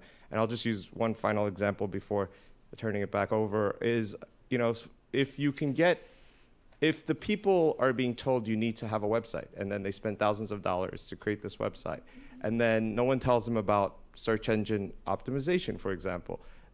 You can have a website, it's never going to be seen by anybody. So how do we go through that guidance process? And that's what we're hoping to do at SBS, is to teach them, here, when you get all this noise about being online, here's what you need to look at. And then when you do these things, here's what will happen analytically. You will double your sales, for example. But to show them that, so that they then are motivated to keep the hosting themselves, to refresh the inventory, to find the right inventory management software that they need for their particular industry and business. All right, thank you, Commissioner. I want to turn to the council member in just a second, but I want to follow up, if I may, Commissioner. Just you know, as you've kind of gotten up to speed on what the vast array of programs that SBS has, I mean, are there things that are already on the books at SBS, programs that you're supporting around digital literacy for small business owners, or anything on e-commerce that you'd love to scale up, or you think, hey, maybe there's something promising here that we can build on? Sure, absolutely. So I think the most far-reaching program we have are the online education courses. And since fiscal year 2019, we've delivered approximately 8,000 courses, everything from building your website to hosting it and learning about search engine optimization and all the various tools you need to be successful online. So that's something that we're hoping to continue. But we're also hoping to focus in on the LMI and MWBE communities that often do get left behind here. So we've created an MWBE online directory, which has been around for many, many years, but we did a big refresh during the pandemic, where now it's if you please, all of you should check it out. We have 10,000 MWBE certified businesses in New York City. You can go on this site now and type in a keyword.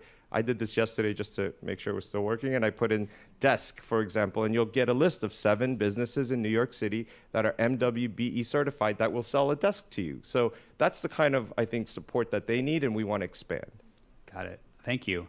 And Councilmember Gutierrez, thank you so much for being here, and congratulations on your arrival in the last few months on being a mother. Thank you.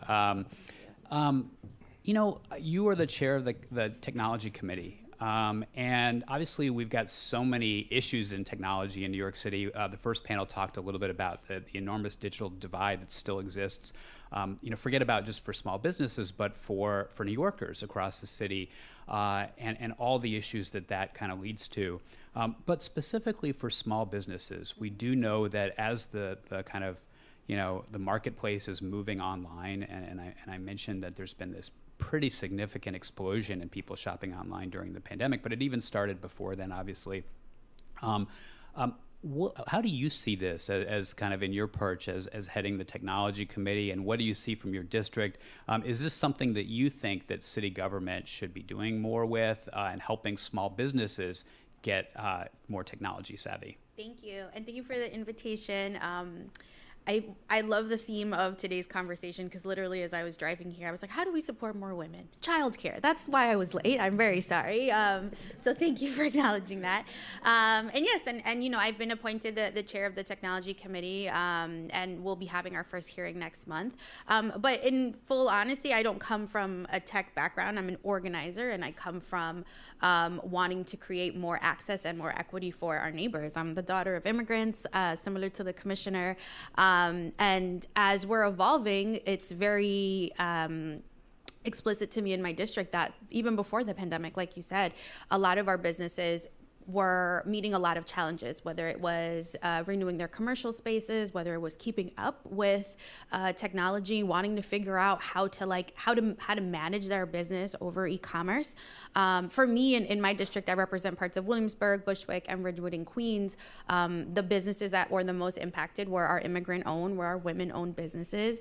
And there's, I think, the very obvious language barrier, but there's also this digital literacy that folks just don't have access to. So in my capacity as chair and as council member is to really elevate those issues and try to create policies. And I think along with my colleague, council member Menin, we want to look at the budget and be like, what do we really need? What are the needs that people have? There are a ton of initiatives, well, not a ton, there are a number of initiatives at the city council that either I think are strong, but we could vastly improve. There's the digital literacy initiative, which is, I think, okay, but we could be working on it where we're branching out a lot more. Right now it exists where it's funding local nonprofits to help young people, but obviously we want to make sure that if we can create an initiative where we're focusing on businesses, where we're focusing on creating access for immigrant-owned businesses, we could really succeed. And it's having this acute focus on them if we're really serious about it. It's walking the walk, right? For a long time, administrations have said that they also wanted to focus on manufacturing businesses, and that has also not been the case. So it's really, I think, taking a look at what we've been claiming to do for a while and looking at those best practices and working with those businesses to see what they need. I think I really loved what you said, that it's not enough to just help them with a website.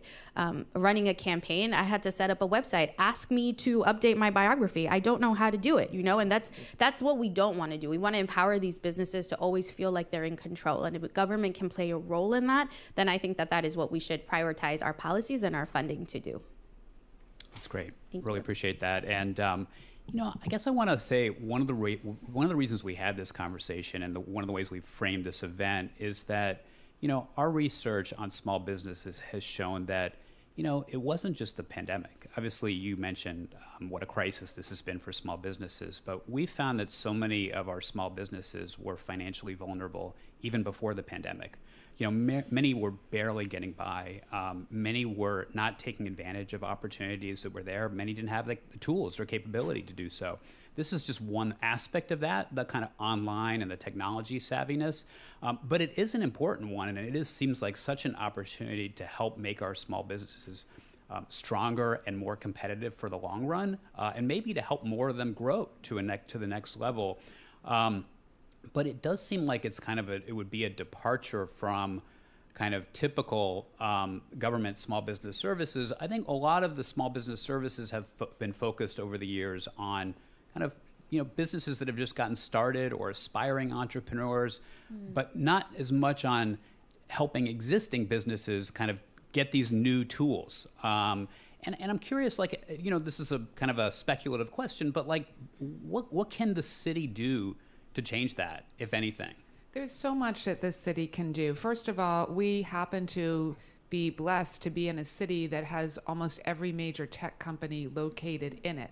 And so it's really a question of partnering with the private sector to get them to help our small businesses. And I've already begun those conversations. I will tell you, when I was Commissioner of Media and Entertainment, one of the things we did, we launched the VR AR Hub in Brooklyn to really bring some of the best virtual reality, augmented reality tech companies and create an incubator space that then helped to support other emerging tech companies with services.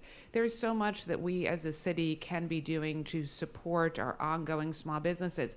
One of the things I would say, and I want to build upon what my colleague, Councilmember Gutiérrez, and I'm so pleased that she's here today, and I'm really excited for our two committees to partner together. But this digital literacy program that SBS is running, I believe, is just, please correct me, Commissioner, if I'm wrong, I believe it's in Spanish and Mandarin only.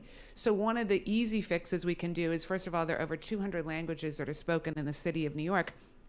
We need to make sure that language access is front and center, particularly for our immigrant-owned businesses. I also am the daughter of an immigrant, so I feel very strongly about this on language access.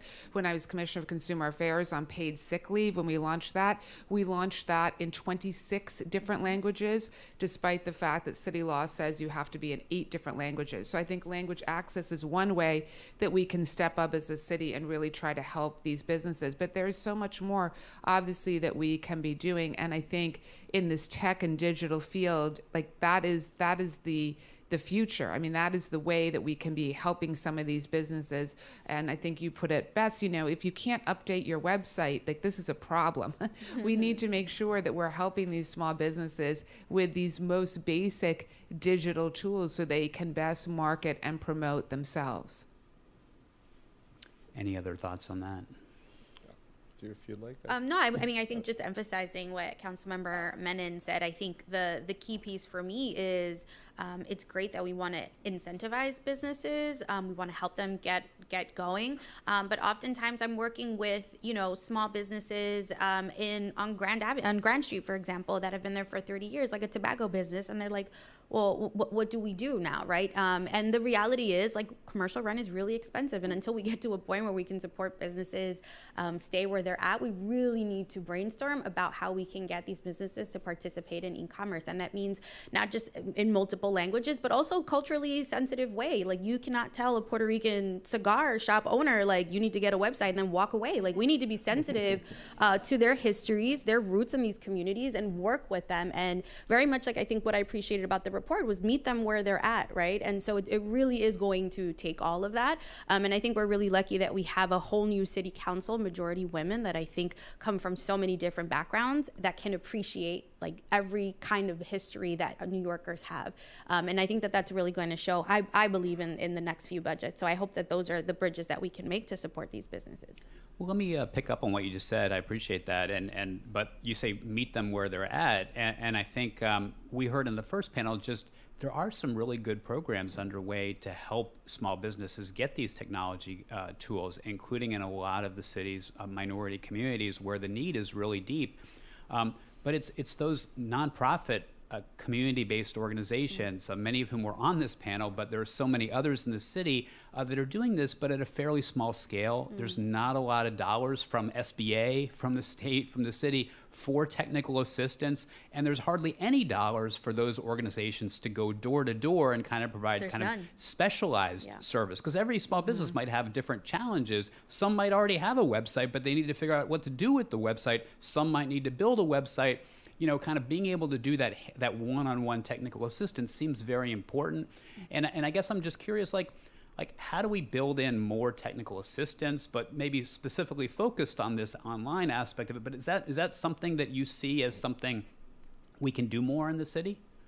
Can I take one quick step back on the last question? Just I think it's really just an important opportunity to explain exactly what SBS does, because you were saying that it seems like the emphasis is on helping to launch new businesses versus supporting existing businesses. And I think what a lot of people don't know about SBS is that it's kind of a misnomer in some ways. Yes, we help launch and operate and help businesses thrive, but we also have several divisions which comprise more than half of our work. The workforce development centers, for example, we are there 18 around the city, partnering up to get people jobs and then to get them trained for the jobs, and especially in high growth sectors like tech, and also trying to help create a pipeline for the labor shortage needs that are going on right now in the restaurant industry, for example. So we have programs that are there specifically designed to support existing businesses, as well as our neighborhood division,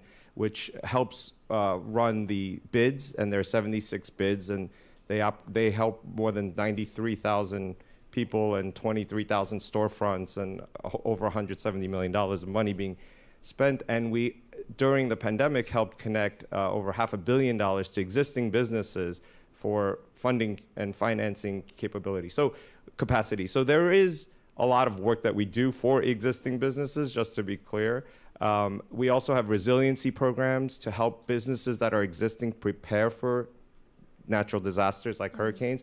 And then on the flip side, when Hurricane Ida hit during the pandemic, we have a very strong and well-recognized emergency response unit that'll go out, or even when there was a fire on Archer Avenue the other day, they will go out, they will meet with the business owners, educate them about their insurance options and all the things that happen when you've been hit with a disaster that you weren't prepared for. So there's a lot of support existing within our agency. I think a lot of people don't know about it, and so this is a prime example for me to just get the word out.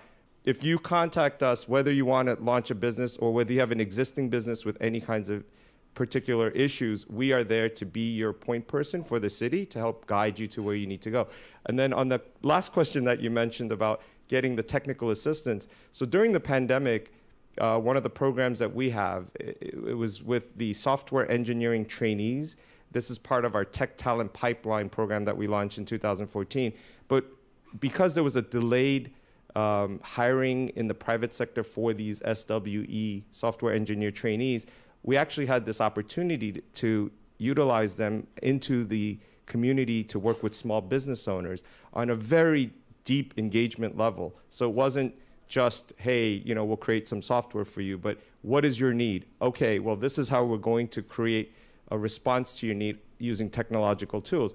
And this program worked fabulously. The issue is it's not really scalable, obviously, and that's the challenge. But what we did learn as a great lesson from this experience is that these deep consultative kind of experiences is what really moves the needle. And now that we've set a benchmark, we can actually follow along with these businesses that got this one-on-one training and see what the impact is, and hopefully more dollars will follow.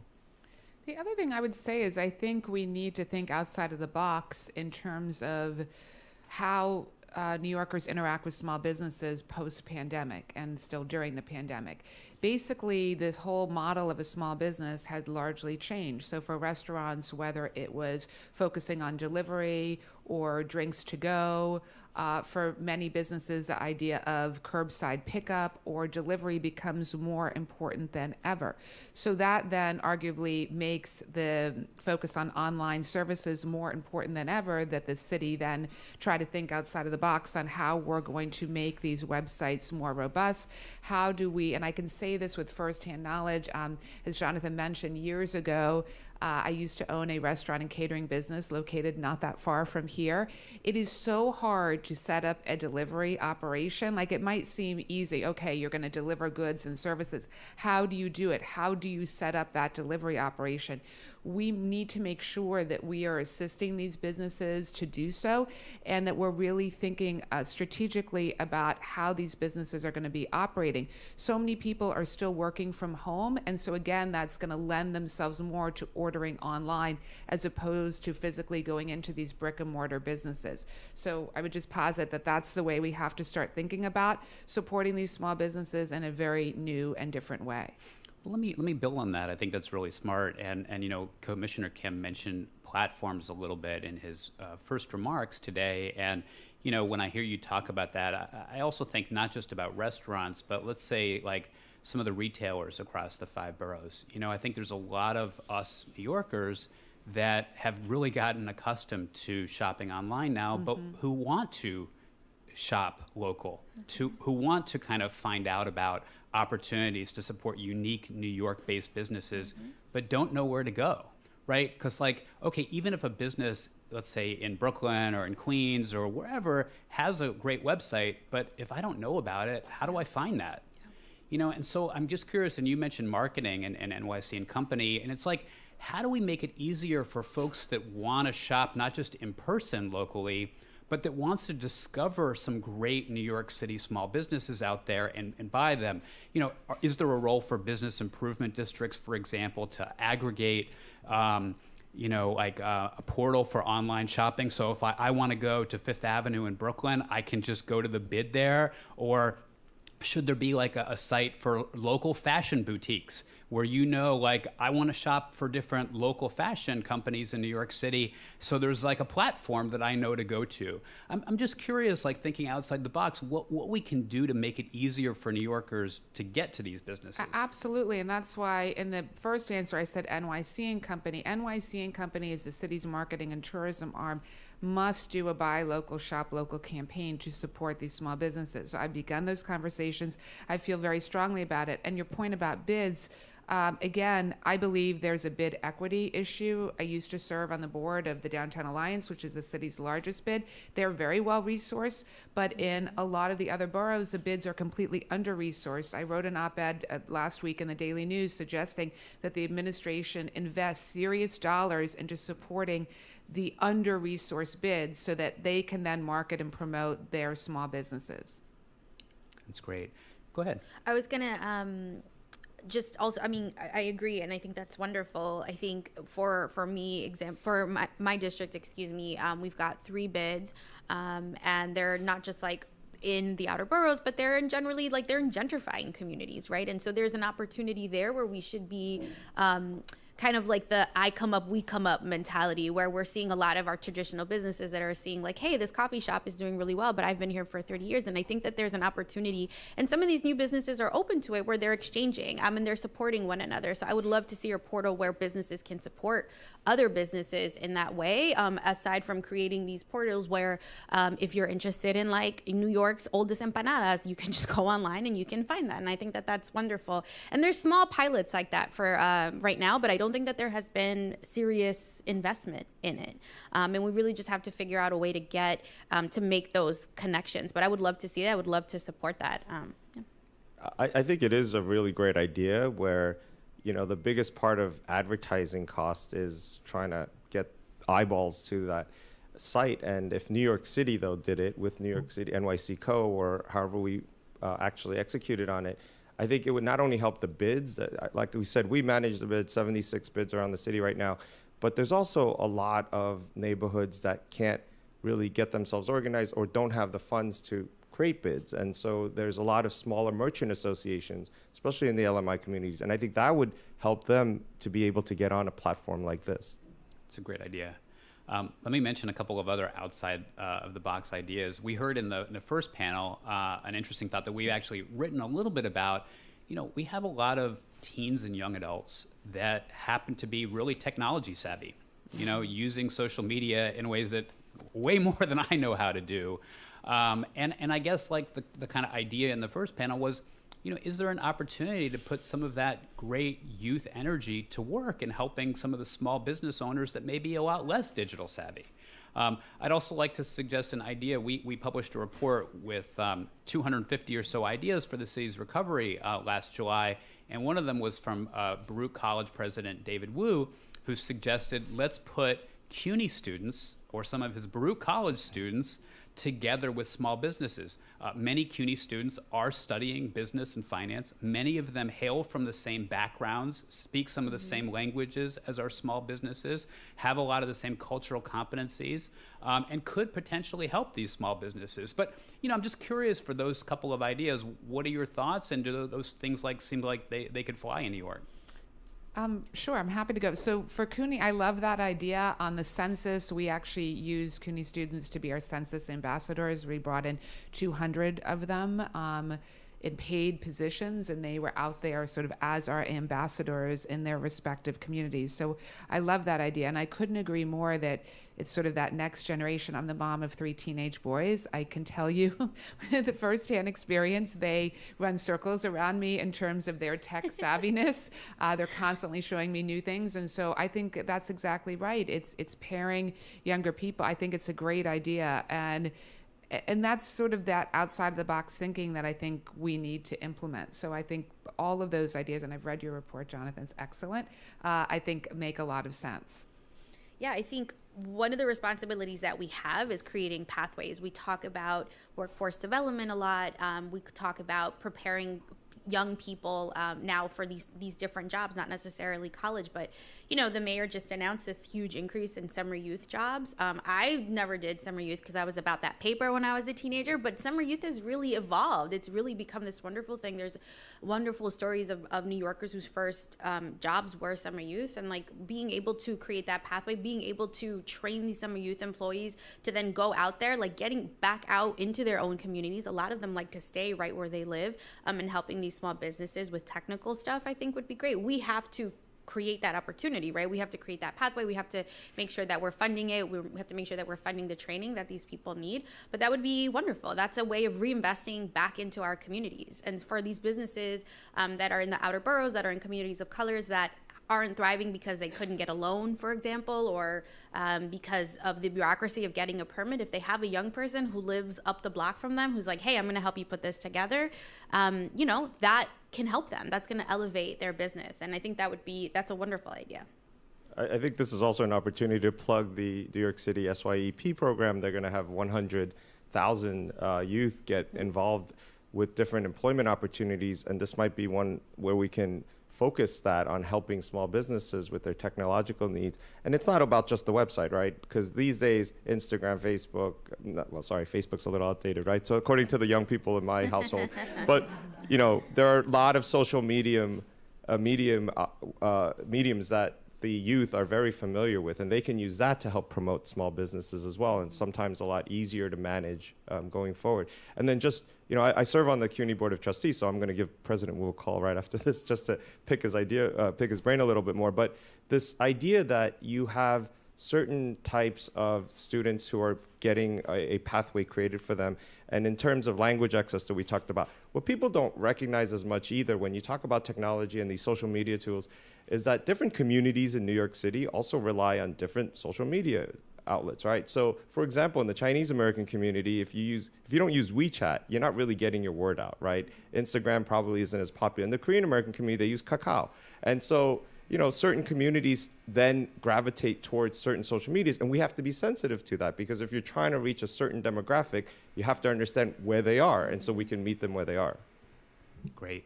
So we're going to have room for a couple of questions from the audience, but I have one more for our panel. A few months back, we did a panel discussion, a forum about libraries. And what I'm going to get to the point in a second, but one of the things that I think people in the audience were really struck with was we showed a graphic during that event that had a list of the kind of city budget for all city agencies, and it showed that libraries, compared to everything else, we know how important libraries are, but it has such a puny budget. SBS's budget is smaller. And that's my point. And I guess we're talking about what we can do to strengthen our small businesses and get more maybe resources to the great community-based organizations that are doing this work. You all, council members, I'm talking especially, obviously there's so many needs from education to, so many things that obviously are competing demands for the city, coming out of the pandemic especially. But we know that small businesses are so important to an equitable recovery.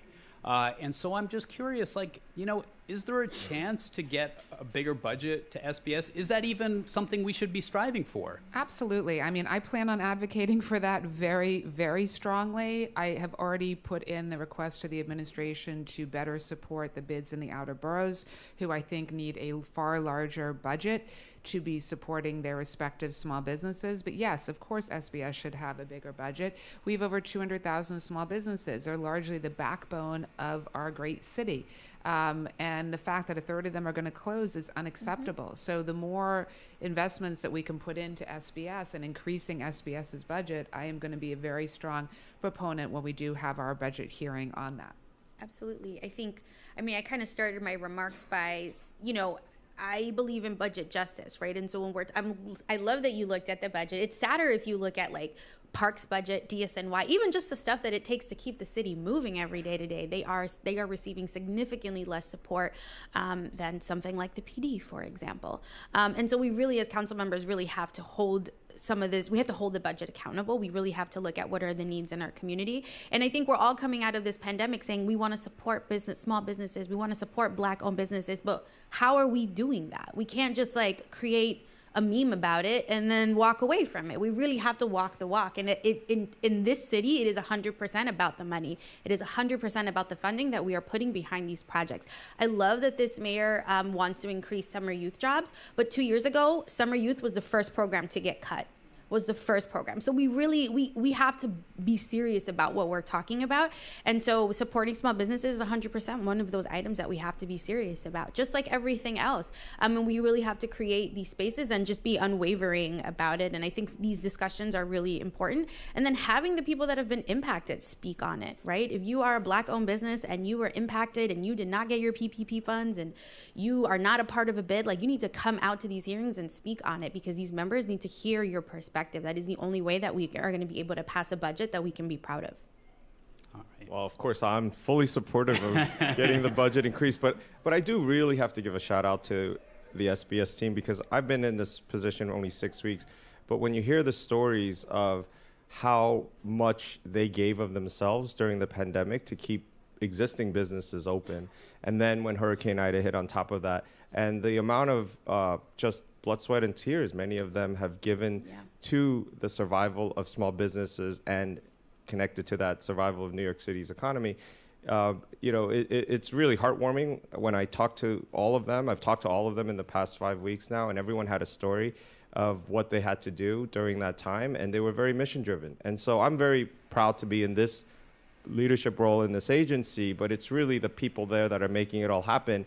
And without the resources, as I was telling you, we do the bids, but we do the workforce development centers. We also do all the minority MWBE certification. That's all us. Yeah. So we have all these programs that are critical to New York City's infrastructure and economy, and we could always use more. And then on a final note, the mayor has seen our SBS RV. We have one that goes out to the community because we want to meet people where they are. And he has directed me to go and research and really look at how do we get more of these mobile vans that have workstations inside that can go into the communities deeper, because not everyone's going to come to One Liberty Plaza or even any of our 18 workforce centers. How can we go there and provide all the services that SBS does? And then in the meantime, we have tax season coming up, and the Department of Consumer Affairs Worker Protection has a free tax preparation program, and people who do that as well to promote the EITC credit and whatnot. But I think the idea is all of this takes money, and anything that can be thrown our way, we'd appreciate that. Yeah, great. Well, hopefully we can get there. We want to do it. All right. So you know what? I'm actually going to change my mind. We have just 2 more minutes, and I want to make sure we get everybody out at the time we promised. So we're not going to take questions from the audience. Apologies for that. But let me give you all a chance to just make kind of final comments. Any last ideas or thoughts you have about this topic? I'll be quick. So I just want to welcome everyone to reach out to me. My email is on the council website. I'm new to this committee, but I want to thrive. I want it. It has not escaped me that this committee is being chaired by a woman and a woman of color. And there's a lot of, I think, expectation of how I'm going to be able to create access and fulfill all these goals. And I want to be able to engage with all of you. So please reach out to me and keep me involved. I'm very much a proponent for co-governance. We're going to be hosting our first hearing in April, and I think you're on there. And it's really about transparency and it's about equity, but it's also about partnering up with an agency and a committee like Small Business Services. And I really want the council's technology committee to mean something, to support all of you. We are evolving, like our city is evolving, so I would love for you all to reach out and be involved as much as possible. That's it. Thank you. I think I gave my plug already, but I really think that people need to go to the website and just see all the services that we have and help us get the word out. We have our local partners, local CBOs and community boards and bids and chambers of commerce, but it's really people here. Please use your social media to just get the word out about all the services that we do, access to capital, and all the things that we can do for particular communities too. We have a Black Entrepreneurs NYC program that we're really pushing hard. And we have a We NYC, Women Entrepreneurs NYC program. So we have programs that are also tailored to communities of interest because we want to meet them where they are and understand and recognize that there are issues that are particular to certain communities that might not be as the same as elsewhere. And finally, just SBS, we are about economic recovery, but we are about equity in economic recovery. And so I think when you go to our website, you'll get a very strong sense of that. And so again, just please help us get that word out. Thank you. So first of all, thank you so much for having us on this panel. I thought this was great. And my door is always open on ideas to help support the city's small businesses. I'm holding my first hearing on March 7th. So if any of you are interested in testifying, would love to hear from you. The purpose of the hearing is to focus really on the last 2 years, to look back on what the city did or failed to do to support our city's small businesses so that we can then figure out how can we be most targeted and focused on helping them moving forward through the remaining stages of the pandemic. So would love to hear if you are small business owners or you're working with small businesses, what your experience with city government was during the pandemic and lessons learned and how we can do a better job. Thank you. Thank you. And I'm just going to end by saying something that I think really kind of stood out from the first panel, I think a little bit in this panel for sure, but also with the research we've done at the Center for an Urban Future, and that's just kind of the real kind of critical role of our nonprofit small business assistance providers, they that have the trust and the credibility in these communities. If we are going to get more of our small businesses, particularly in New York's minority communities, up to speed on some of these issues to help them develop the tools, things they're not doing right now, those nonprofits that really know what they're doing on this and that have the credibility in those communities are going to be key. They're already doing some great stuff, but at a really small scale. So that's my plug, and I want to thank all of you for being here. Thanks to the many people that have been tuning in virtually to this event, and thank you so much to our amazing panelists. Could we get a round of applause for our amazing panelists? And best wishes. Thank you all for what you're doing for the city, and best wishes with all you're doing. Thank you. Thank you. Thank you all.